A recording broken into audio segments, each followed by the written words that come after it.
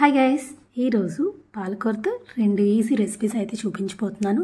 ఒకటి పాలక్ పరోటా, రెండు పాలకూర పలావ్. చాలా టేస్టీగా ఉంటాయి. ముందుగా పాలకూరతో పరోటా చేసి చూపిస్తాను. ఇది చాలా హెల్దీ అండి అండ్ చాలా ఈజీ కూడా. ఎక్స్ట్రా కర్రీ ఏం అవసరం లేదు. ముందుగా పాలకూరను అయితే తీసుకొని మనకి కాడలు ఉంటాయి కదా సన్నగా ఉన్నవి, అవి కట్ చేసేసుకోవాలి. ఓన్లీ ఆకులతో మాత్రమే చేసుకోవాలన్నమాట. సో ఆకులను అయితే ఇలా సన్నగా కట్ చేసుకొని పెట్టుకోండి. ఒకసారి వాష్ చేసుకొని పక్కన పెట్టుకోండి. ఇప్పుడు ఒక మిక్సీ జార్లో 2 పచ్చిమిర్చి, 1 ఇంచు అల్లం ముక్క, కొంచెం వెల్లుల్లి రెబ్బలు ఒక 5 వేసుకొని ఇలా మెత్తని పేస్ట్లా చేసుకొని పక్కన పెట్టుకోండి.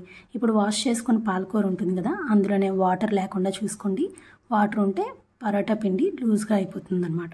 సో నేను ఇందులో 2 కప్పుల దాకా గోధుమ పిండి యాడ్ చేసుకుంటున్నాను. నాకు పాలకూర కూడా 2 కప్పులు వచ్చింది. సో నేను 2 కప్పుల గోధుమ పిండి ఇద్దరికి చేస్తున్నాను అనమాట. అండ్ రుచికి సరిపడా సాల్ట్,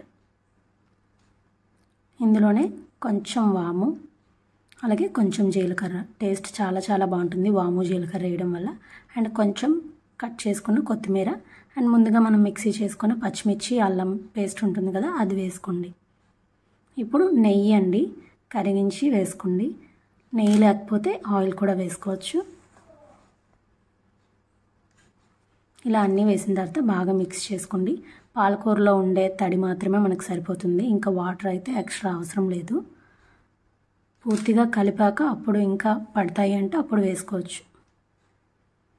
చూసారా, ఇలా మొత్తం కలిపేశాక ఇప్పుడు ఇందులో 1 స్పూన్ దాకా బేసన్ అనమాట, అదే శనగపిండి. బైండింగ్ బాగుంటుంది అండ్ టేస్ట్ కూడా బాగుంటుంది శనగపిండి వేయడం వల్ల. ఇలా శనగపిండి వేసిన తర్వాత పిండిని బాగా మిక్స్ చేసుకోవాలి. పిండిని అంత బాగా మద్దన చేస్తే మనకు పరోటాలు అంత బాగా వస్తాయన్నమాట. ఇలా పిండిని బాగా మద్దన చేసిన తర్వాత నెయ్యి కానీ ఆయిల్ కానీ అప్లై చేసుకోవాలి పిండి మొత్తానికి. 10 నిమిషాల పాటు అలా మూత పెట్టి నానాలన్నమాట. పిండి నానితే పరోటాలు బాగా వస్తాయి.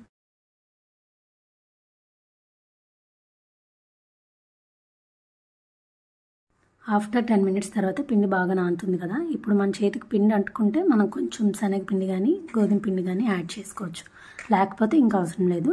ఇప్పుడు కొంచెం పెద్ద సైజులోనే ఉండల్లా చేసుకొని గోధుమ పిండిలోనే బాగా ముంచి తీసుకోవాలన్నమాట. పిండిని బాగా పట్టించడం వల్ల మనకి చపాతీ పీట ఉంటుంది కదా, దానికైతే అంటుకోదన్నమాట. ఇలా పరోటా చేసేటప్పుడు పిండి వేస్తూ పరోటాల్లో ఒత్తుకోవాలి. ఫస్ట్ అయితే రౌండ్గా చేసుకొని, నేనైతే స్క్వేర్ షేప్లో చేస్తున్నాను.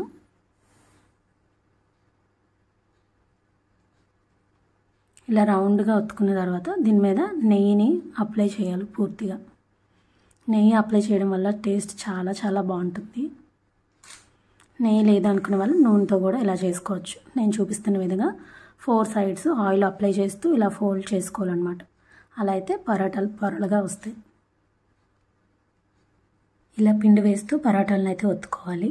మరీ పల్చగా కూడా ఒత్తుకోకూడదండి, పరోటాలు కదా. కొంచెం ఈ పరోటాలు అయితే మాత్రం కొంచెం లావుగానే ఉండాలి. అండ్ కావాల్సిన వాళ్ళు మైదా పిండితో కూడా చేసుకోవచ్చు. చూసారా, ఇలా ఈ థిక్నెస్గా ఉంటే సరిపోతుంది. ఇలా ఒత్తుకున్న పరోటాల్ని ఫ్లేమ్ అనేది మీడియం ఫ్లేమ్లో పెట్టుకుని 2 వైపులా ఫస్ట్ అయితే కాల్చుకోవాలి. అప్పుడే ఆయిల్ వేయకూడదండి. ఇలా 2 వైపులా కొంచెం కాలాక అప్పుడు మనం నెయ్యి కానీ ఆయిల్ కానీ వేసుకొని కాల్చుకోవాలి. బటర్తో కాల్చినా చాలా చాలా బాగుంటాయి టేస్ట్.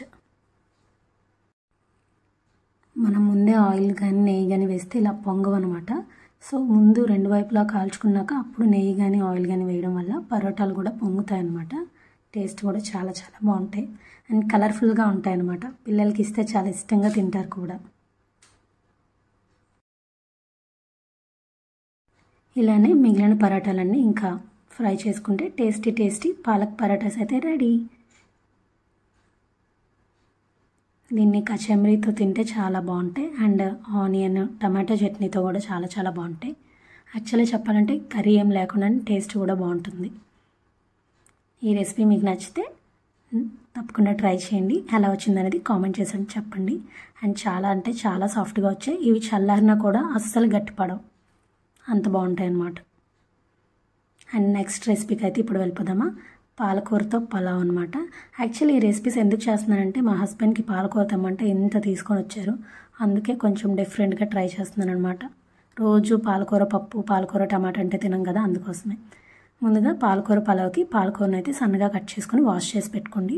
ఇప్పుడు ఈ వాష్ చేసుకున్న పాలకూరని ఒక మిక్సీ జార్లో వేసుకొని 1 ఇంచు అల్లం అండ్ 2 పచ్చిమిర్చి, కొన్ని వెల్లుల్లి రెబ్బలు వేసుకొని మిక్సీ చేసుకొని పక్కన పెట్టుకోండి.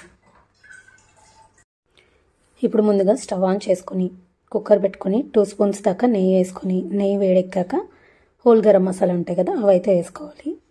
అండ్ సన్నగా కట్ చేసుకున్న ఆనియన్స్ వేసుకొని, అవి ఎక్కువగా వేగకూడదు, లైట్గా ఫ్రై అయితే సరిపోతుంది. ఇదిగో ఇలా లైట్గా ఫ్రై అయిన తర్వాత ముందుగా మనం పేస్ట్ చేసుకున్న పాలకూర పేస్ట్ని అయితే వేసుకొని పాలకూర పచ్చివాసన పోయేంత వరకు ఫ్రై చేసుకోండి.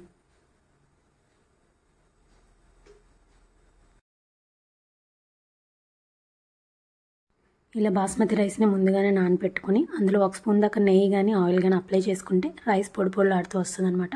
ఇక్కడ పాలకూర కూడా మనకు ఫ్రై అయిపోయింది కదా, సో ముందుగా నానబెట్టుకున్న బాస్మతి రైస్ వేసుకొని బాస్మతి రైస్ని పాలకూరలో 2 మినిట్స్ పాటు ఫ్రై చేసుకోవాలన్నమాట.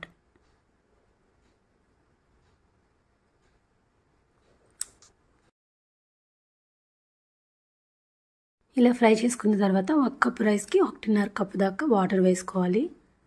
అండ్ అలాగే రుచికి సరిపడా సాల్ట్ వేసుకోవాలి. సాల్ట్ వేసాక బాగా మిక్స్ చేసుకోండి. ఉప్పు సరిపోయిందో లేదో చూసుకుని కుక్కర్ మూత పెట్టి 2 విజిల్స్ వచ్చాక స్టవ్ ఆఫ్ చేసుకుంటే టేస్టీ పాలక్ పలావ్ అయితే రెడీ.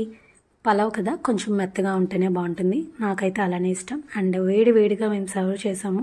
అసలు చూడండి ఎంత పగులు కక్కుతుందో, కానీ టేస్ట్ చాలా బాగుంది. నెయ్యి వేయడం వల్ల ఆ ఫ్లేవర్ బాగుందన్నమాట. అండ్ మీరు ఈ రెసిపీ కూడా ట్రై చేస్తే ఎలా వచ్చిందనేది కామెంట్ చేయడం అస్సలు మర్చిపోవద్దు. ఈ పాలక్తోనే మనము గ్రీన్ పీస్ వేసుకోవచ్చు, పన్నీర్ కూడా వేసుకోవచ్చు, బట్ నేనైతే ఓన్లీ పాలక్తోనే చేశాను. అండ్ ఈ రెసిపీస్ ఎలా ఉన్నాయో కామెంట్ చేయడం అస్సలు మర్చిపోవద్దు. మీరు నా వీడియో ఫస్ట్ టైం కనుక చూస్తున్నట్లయితే ప్లీజ్ నా ఛానల్ని సబ్స్క్రైబ్ చేసుకుని నన్ను కొంచెం సపోర్ట్ చేయండి. అండ్ ఈ వీడియో నచ్చితే లైక్ చేయండి, షేర్ చేయండి, కామెంట్ చేయండి. Thank you for watching.